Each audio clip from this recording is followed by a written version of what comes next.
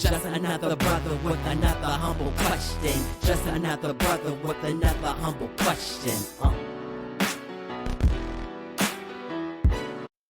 Welcome to A Brother with Questions. I am your host, B. Period, and I appreciate y'all for joining me tonight.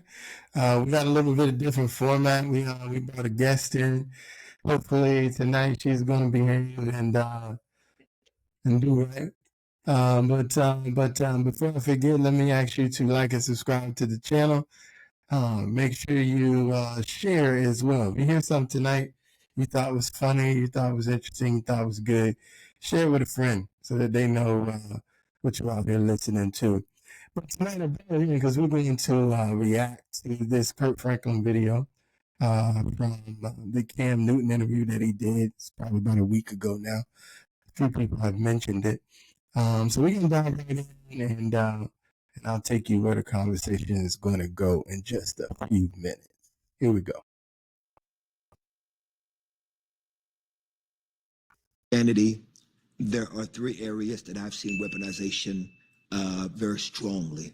I believe that marriage has been weaponized in Western Christianity. Giving has been weaponized in Western Christianity. Sexuality has been weaponized. It's very much that.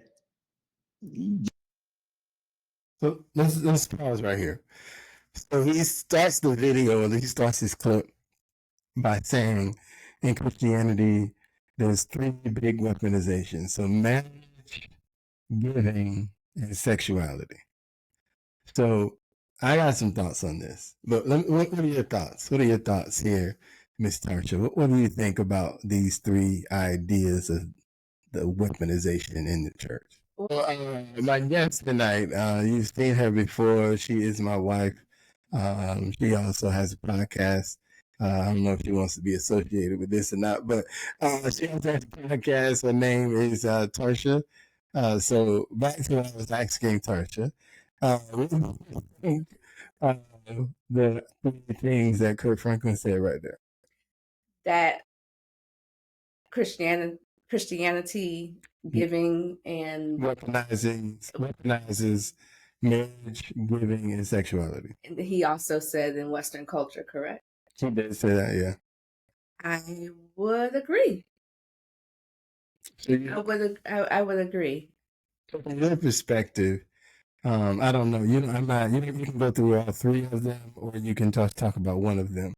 But in what way, in which one of those things do you have an opinion about how Western Christianity weaponizes, and then you choose the one that you want to talk about? Giving. Okay. So how do we weaponize giving? Giving.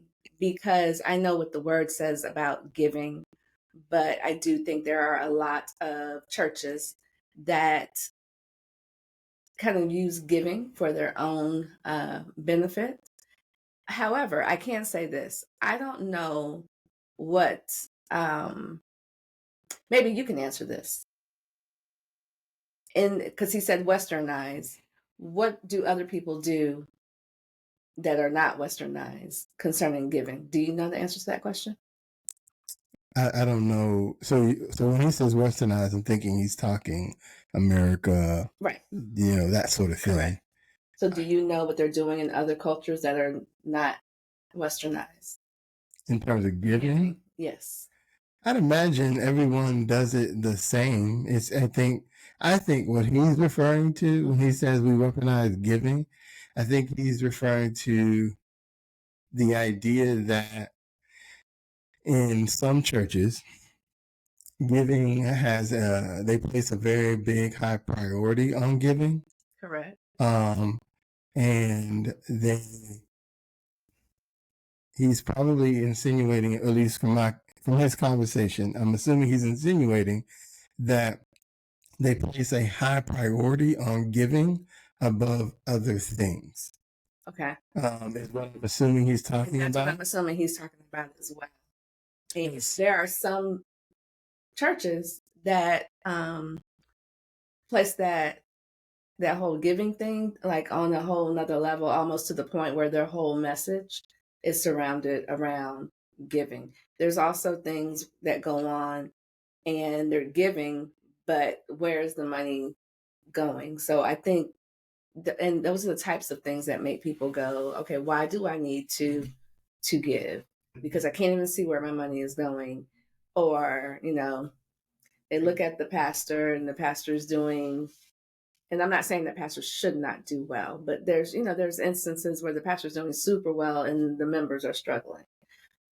And I think that's what he's referring to when he says Western culture has weaponized, and I picked giving. Okay. So I'll just say this, and then we're gonna get back to his video. But one, I think most people don't realize that most churches don't make money. That's number one. Mm-hmm. Most churches don't make very little money at all. Most churches, only less than 20%, maybe 25% of the people actually give. Mm-hmm. And so when it comes to that, number one, these are first and foremost men running churches. And so there's always going to be the few that take advantage of that. And so that does exist, and you'll never get rid of that. But my only pushback is when we say that this is a lot of churches. That's my only pushback, because I don't think, as a matter of fact, if you look at the statistics say this is not a lot of churches, because most churches don't make money. I agree. Most churches, again, 75% of the people aren't giving. Yes, they are going, but 75% of the people aren't giving. So in most churches, there's not enough money to go around for the pastor to be living this lavish lifestyle off the ministry. Okay. And so, so that's my pushback. And so while, again, he says weaponizes giving, while there may be some churches that do that, again, the pushback is just the majority. And one of the things that I hate when Christians speak is, and on this particular note, he didn't provide any context as to what he was really talking about. And so I hate when Christians, people who, and I'm not questioning Kirk Franklin's faith at all. So that, matter of fact, I'm affirming that he is everything he said he was. And so it frustrates me to know that he is everything that he says he is. And then we make these one-time statements without giving context as to what we mean. And then ultimately they serve as a means to an end to that person who's listening. And perhaps they're listening for a jewel, but more than anything, the devil is listening to tag on to something that he said, to be the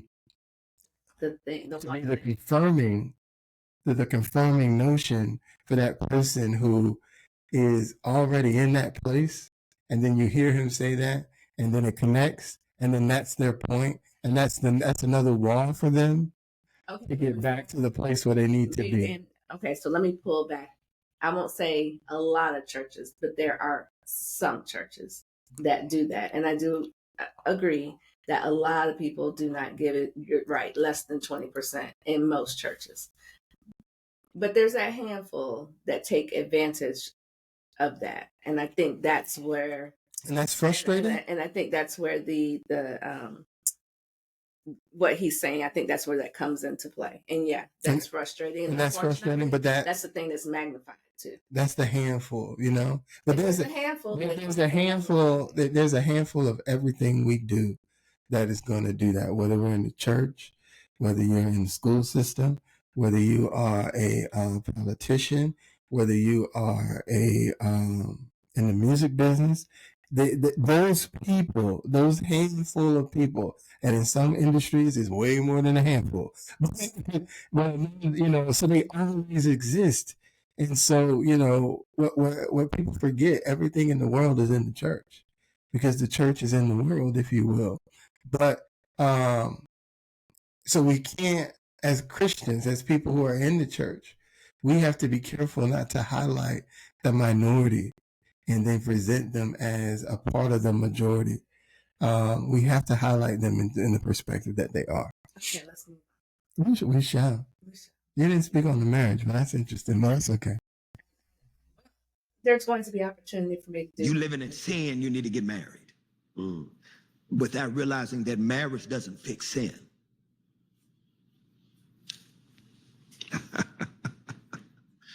You're talking. So, Tammy and I have had to walk through deep waters because of a lot of the bad beginnings of religious dogma.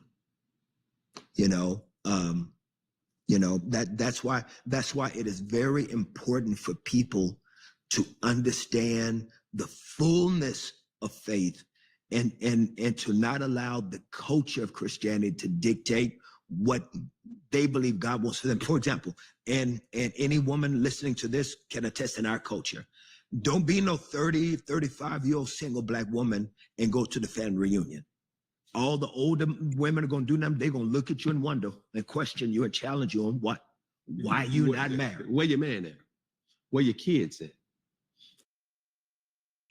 All right, so he's talking about marriage, and he was suggesting, and he goes into, not even in this clip, in further conversation, he goes to kind of give some context, at least why he talks about the marriage dogma. And then he says, as a part of that just because you get married doesn't end your sinning. You can still be married and sin. So let's talk about this topic of the church marriage dogma and how it's not a solution to sin. Just kind of piggybacking on what he says. Do you have any particular thoughts on that? It's not a solution to sin. The only thing that, and I think in the older, the mothers, as they say, the shacking up was the sin. So I think from that context, they're like, you got to get married. I would think that the only thing that they were thinking about was, okay, so now you're not shacking up. And I think that at least it would seem, just, from, you and I both grew up in the church. Nobody was really thinking about nothing else but let's just not shack up, get married. And then, when they were having this conversation with the women or the men or whomever, y'all need to get married. Y'all need to stop shacking up. But the conversation ended right there. So when he says that, marriage doesn't just fix all the sin, it doesn't, because there's other stuff that might be going on. I'm married, but so what are your thoughts? So I hear him say that, and I won't disagree. I'm over here. I'm looking at my shot, man. You should look at me. If I look at you, I'm gonna be out my shot. Oh. So, goodness. See, acting up. So I'm looking at when I think about this, I agree with him that marriage was certainly pushed in the context of what they were talking about. Yes, if they saw a young couple who were quote unquote shacking up, yes, they would push marriage. But I also think you have to understand the context in which they were speaking. And so for the mother who was telling you that, we're probably talking about a 50, 60-year-old, perhaps even older woman who's speaking into your life. And so when you think about that woman who we're going to assume is married, or has been married, or whatever the case may be, that woman got into a marriage without the quote unquote courting that we are known to do today. So they were more than likely married at a younger age than us. They were more than likely, it was suggested who that man was that they were going to marry, perhaps even. And they did not lollygag about getting married. They got it done because And then when they got there, they had a different perspective on what it was.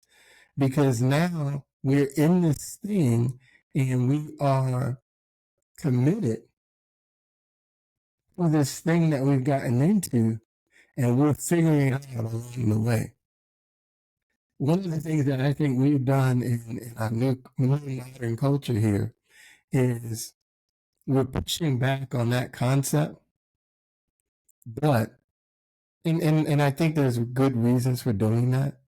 But at the same time, we don't have that same commitment that brought them to the place that got them married. Okay, let's see. Let me stop you right there. What you just said, to put it into context, yes, we can say that now that we're adults and we're, for you and I, we're married and everything. But let's be real. How many mothers were saying this in the church to these young couples and then giving context? They were not giving context. I get that they weren't giving context, but it's the perspective of they didn't get context themselves. So they're passing on the information that they had. Right, I understand that. But see, now you're in a generation that needs more context. I need to understand, and not to say that they won't do it, but we just have more conversation now than they did back then. I get that. But I think some of that was lost in not having the conversation, just do what I say and not having conversations. And I think that's where some of the water start getting murky, because now, like I said, we communicate more. And so maybe that's some of the problems, just nothing was communicated. So I agree. So, and I'm not disagreeing with you on that point. I'm trying to provide context to who the people were who are speaking to you at that time. That's who they were. That's how they moved. Now, again, the average 40-year-old today, 50-year-old today, when they were 20, that wouldn't have flowed in terms of how they wanted to react. They wouldn't have reacted in the same way, right? So they're going to, and again, you should have more context today because there's so much more access to information. You should have more context today, and understanding, and certainly now we take more pride in understanding our emotional stability, or understanding our emotional state today. And so that those simple conversations that they were having, you can't have that simple conversation today. It has to be more nuanced. But I'm not going to fault them for where they were, because they were where they were because of how they were raised. And so what to me, you don't knock what they did. What we do is evolve to understand that there were things that they did just no different than you as a child watching your parents and then growing up and having your own children. And there's an evolution that happens that in your relationship with your children that perhaps wasn't there with your parents, because you saw things that they did that you wanted to correct. And so going back to where I'm going with this is, that's not today's church. That's not the majority of today's church. 30 years ago, that was the church. 30 years ago, there were reasons, right, based on what they understood about life as to the way they moved. They did things more so to warn you so that you don't fall down certain paths, as opposed to educating you about what the Bible says if you make the mistake and go down a path. And one of the things I think we've done a better job of today is trying to represent love, trying to represent God's grace for people, and understanding that one mistake has not removed you from God. That one mistake has not pushed you to the back of the line from God, right? God has already given you grace as long as you are willing to accept and ask for the forgiveness that you need, right? And repent for what you've done. God is waiting to restore you to that place. And that was the thing that we lost as kids. I'm talking 30 and 40-year-olds at this, 40 and 50 even perhaps 60-year-olds at this point. But that's the grace that now we have to give back to that younger generation. And so when I look at the modern church, I don't see the modern church as having as big of a problem with that as the church did 30 years ago. And that's where I'm looking at them and I'm going, that ain't today's church though. But if you watch the entire video, because I did watch the entire interview, I think because when he talked about when he and his wife got married, it was like 30 years ago. So I think he was speaking to that experience 30 years ago. Or do you think he's just talking about, and well, I guess he really doesn't give context. He doesn't provide context. Now, I agree. That certainly seems to be, or that was his experience.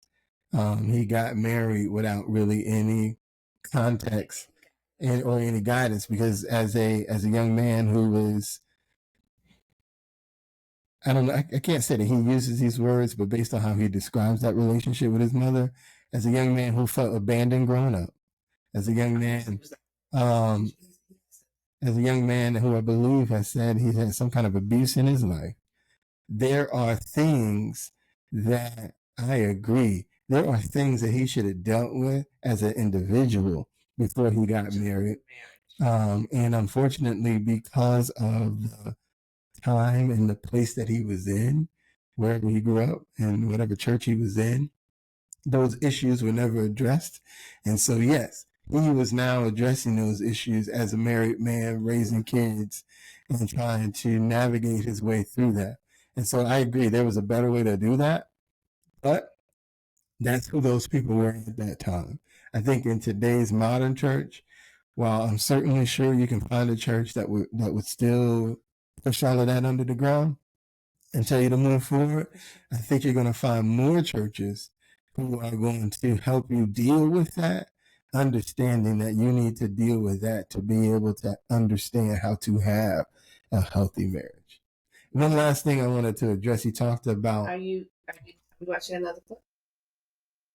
Well, I'm not finished with this clip. So the other thing he mentioned in this clip was the idea that when you go to the family reunion as a single person, they're always asking you, why you're not married. And so he's not wrong in that. And I think, and for me, that is a question that I've been pondering too, because I don't know anybody. Let me rephrase that. There's very few people in the world who are willingly living a single life on purpose for the rest of their lives until the day they die. Okay? Those people exist, but the number of those people is probably very small. Okay, so you said that to say what? So I say that to say this. So I'm not saying that it's a fair question to harass your niece or nephew about, if you will, but it's a fair question to ask. Say nephew, because they don't ask the dudes. They do ask the dudes, depending on the family. It's a fair question to ask as to ascertain, I think, what's going on. And this is not more of a public discussion. I don't see this as a public discussion. I see this as a private discussion with a relative, if that's who you choose to have a conversation with a relative who is your trusted, respected, potential confidant, whatever. Somebody who is in that aunt, that auntie, your mother, your mom, your dad, whoever, who you have that close relationship and can have an intimate conversation about the issue you have with being married in that moment. But I don't think it's a public discussion. I don't think all the aunties, we need to have you know what I'm saying? But I do think it's a question as to when you reach a certain age, man or woman, and you're single, what's going on? You should have a conversation with someone. If you're not choosing to... If you're choosing to be single, if you're not choosing to be single, if you're not choosing, I think you should have a conversation, because perhaps there's something. And then the other thing I would say is I would also, well, I won't discredit if they're single, but I would suggest to be a married person. But but I do think it's a conversation, because perhaps there's something in their wisdom of being married for, let's say, over 20 years that they can give you about what you might be doing or could do to be able to get yourself on that track that you desire. Because I'm running through my Rolodex in my head of people that I know that desire to be married, but are not, and they're falling that age range. Who's going to have that conversation? Because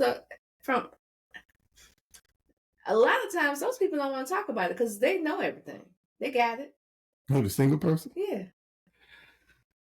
And perhaps that's why they're not married. Because they know it all.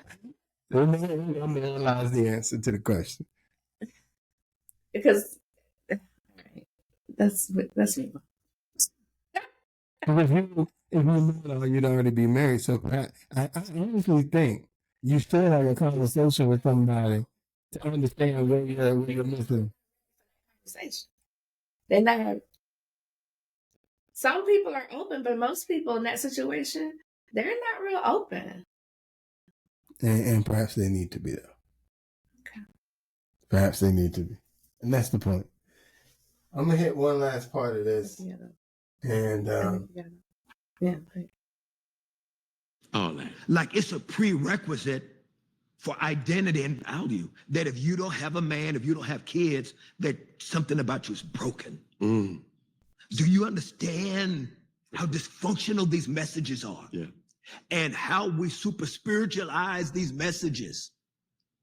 He that findeth a wife findeth a good thing. Yeah, but Paul also said, I wish that some of you were like me. I wish some of you could be single, because some of you could even be more useful in the kingdom if you were single, Paul said. Now, marriage is a good thing, but Paul said, but marriage is a necessary distraction. Yes. Yes. Do you know that there are some people? I have many friends that were in ministry at church, and the church has told them, if you're going to be in ministry, you can't be single. We're not going to let you work with the youth ministry if you're single. You can't do this if you're single. And so what people do, they quickly get married, thinking that they're fulfilling God's will for their lives, but they are fulfilling man's dogma. You can be single and be used by God. You can be single and have purpose. all right, I'm going to stop sharing right here. Let's go to the full screen. So I like where I thought that was interesting what he said, that he highlighted what Paul said about being married. And I agree, marriage can be a distraction. He highlighted that everybody's not meant to be married. And I agree. Again, if you have a soul desire to be single, I'm not knocking you for it. And then there are some people that God would prefer them to be single in order to be able to truly do the work of his kingdom. It frees them up. Like he said, I can respect all of that. But when he said that there are some people who the church said you can't be single and work in certain ministries. So I'm going to disagree with the statement, but I want to provide context as to why some people might say that.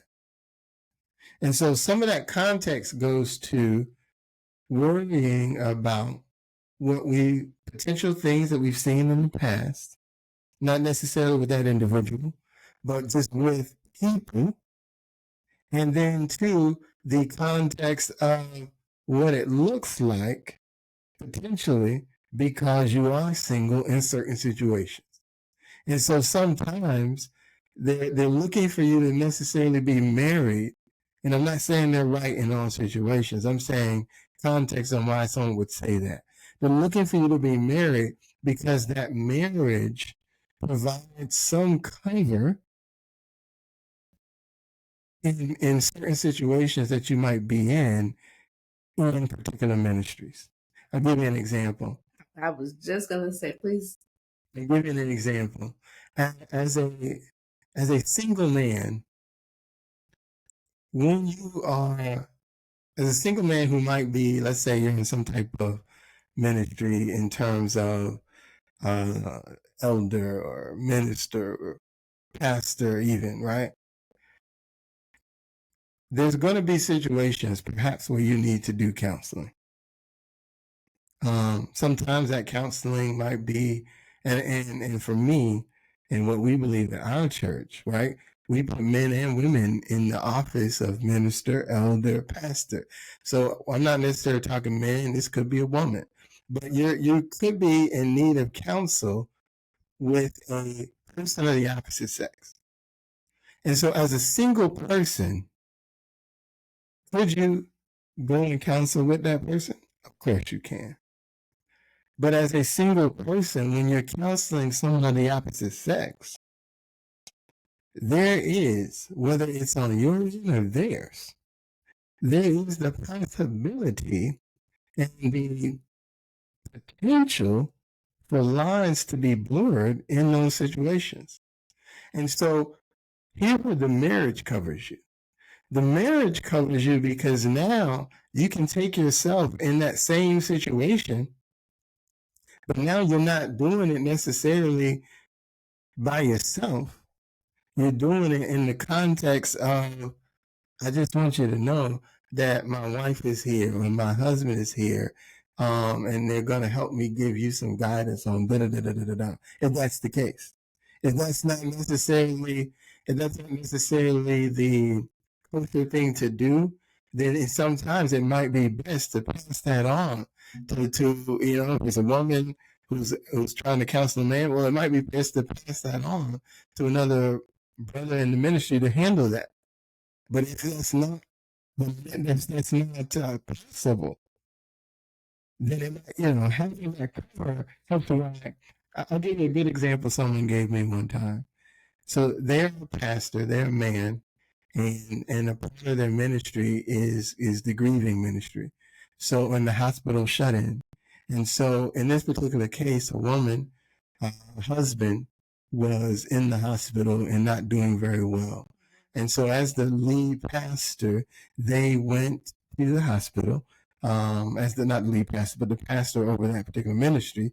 They went to the hospital council, the wife, whatever other family were there. And as a result of that, it was clear to the pastor, who's a man, and this is counseling the wife and whatever family is there, that there was some in her emotionalism about the fact that her husband is on this bed and it's not looking good, right?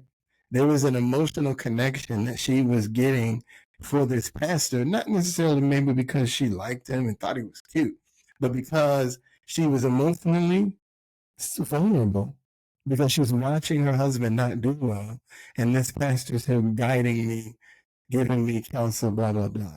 And so it was clear that I can provide the same counsel, but you know what I'm gonna do? Hey baby, I need you to come with me on this counsel. Or baby, I want you to be on this phone call when I talk to this particular young lady. You know what I'm saying? It's giving you that cover. So that not because you were trying to do something, but it's that cover of listen, this is in the context of the church of what we're doing here. It ain't nothing else. And so my wife is going to be here to kind of help provide some emotional support with me. And so what are we doing? We're building a barrier now so that she knows that I'm not interested. This is grief counseling, right? And then I got my wife here so that she knows I'm not interested. We're going to do this together. Okay. You know what I'm saying? And now being female, though, you don't have that same kind of cover. You don't have that same kind of, you know what I'm saying? And so, again, is it say you can't be a single person? No. But that's what churches look to I agree use with that to provide cover. I agree with everything you just said. But for the person that was watching that interview and did not have this type of context, the one thing he threw out in his example was the youth ministry. Huh? I don't. It goes the same way, man. When you're a single man and you're the head of the youth ministry, that means you're dealing with girls who are 17, 18, because they're seniors in high school, all the way down to the elementary kids. there are people who are going to turn your counsel of this 17-year-old girl into something else. And so again, That's when again, the ministry, but then you have your youth workers that would deal with these. So I don't think the person needs youth workers that might deal with it with you. And then you're providing that cover. You're probably have a female worker in there with you. But it doesn't change the fact of anything to as a church, I'm looking for that cover, and that man gives me some of that cover. It doesn't always, I'm not naive here. Just because you married doesn't mean you might not try anything with this 17-year-old girl. That's not what I'm saying. Okay, because there are some married men in the church that will still try something with this 17-year-old girl. But from the church perspective, right? That gives me cover. No different than, let's take it out of the church for a moment. Let's go to the classroom. I'm a male teacher. I've got female students, right? As a male teacher with female students, it's not going to be the most prudent thing that because there's an assembly and the only child that didn't go to the assembly was the 17-year-old student who's a female, and you're the male teacher. And so now you're stuck behind in a classroom, potentially by yourself with this 17-year-old student. Okay? Now, is that to say that you're going to do something? No, it is not. Is that to say that in a perfect world you probably want some kind of cover? Yes. That's what we're talking about. And so from the church's perspective, right, the school wants a little bit of cover because they don't want to get sued because you did X, Y, and Z. The church wants some cover because they don't want to perceive like they're putting potential predators in the rooms with their children. And so being married, while it's not a precursor to working in the church, and I'm not trying to say it is, but I'm providing context as to why people in certain ministries would prefer you be married because of the cover that it gives. Because here's the other thing too. The devil's going to tempt you in the places that you are lacking. And so as a single person, again, whether it be the youth ministry or whatever ministry it is, he's going to tempt you with the places that you're lacking. And as a single person, one assumes you're lacking in some certain areas. And so that's where probably your greatest temptation might lie, and put it in your face. And again, is that to say you're going to act on it? But you may not even act on it with the kids. You might act on it with the other single female worker that's in the youth ministry, right? Yeah. See what I'm saying? Okay. But as the married man, right, the theory is, even if she finds you, you're going to turn her down because you already got something at home. Again, it goes back to, we're trying to cover. We're trying to cover you and make sure you're not being tempted beyond the places where you might be weakest. And we're trying to protect ourselves. Because if you do something crazy, this is going to be on you, especially if you do something illegal. But you know who else is going to be on? It's going to be on the church. Yeah. It's going to be on the church too, because we're now the church that allowed this predator and allowed this man to abuse this man or brother or whatever it was that you did wrong. Yes, it was you, and as the individual, it's really on you. But as a church, we're now not discerning enough to know who we shouldn't be putting in our head of certain ministries. So it's that burden. Would have done was not just give these types of remarks without context. It's always about context, because when it comes to the church, we're growing up in a society where most people, well, I don't know if it's most. I'm going to say a lot of people don't understand church. And a lot of people don't understand church culture. And a lot of people are critical of what they perceive church culture to be.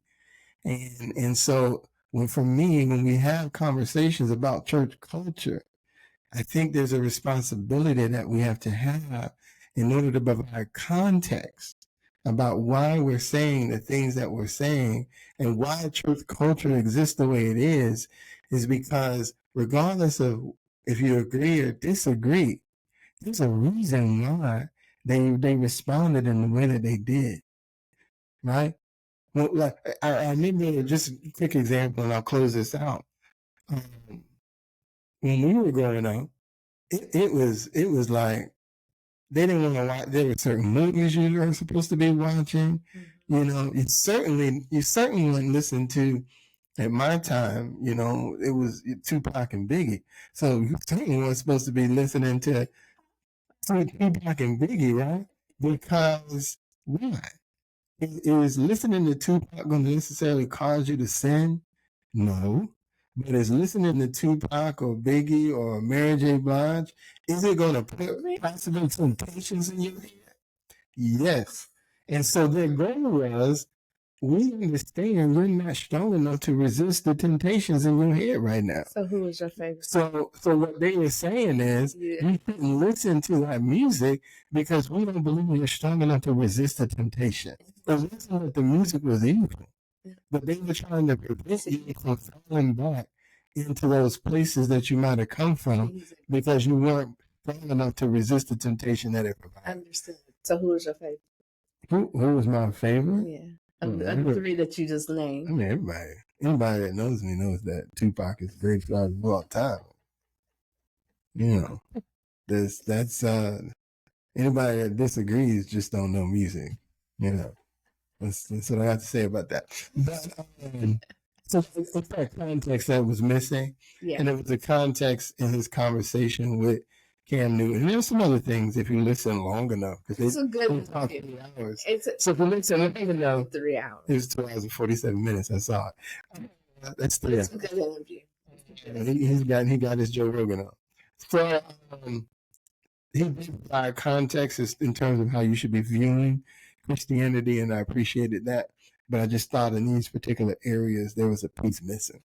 Got it. But that's where I brought in, and I wanted to have a different voice on this particular conversation. So I appreciate her voice. She was. He didn't want to introduce me. She was a little off. But that's okay. We expected that. Oh, I would invite that for those of you that's been following us. Grand opening is back. So we can close it again. So that being said, man, we're gonna get out of here. I'm going to do a recap on my next video about what I thought about the DNC, or as I told her, the Black DNC. But until next time, this is Tarsha with the Adoption Journey podcast. You can find my podcast everywhere: YouTube, Spotify, Apple, TikTok, anywhere where you listen to your podcast.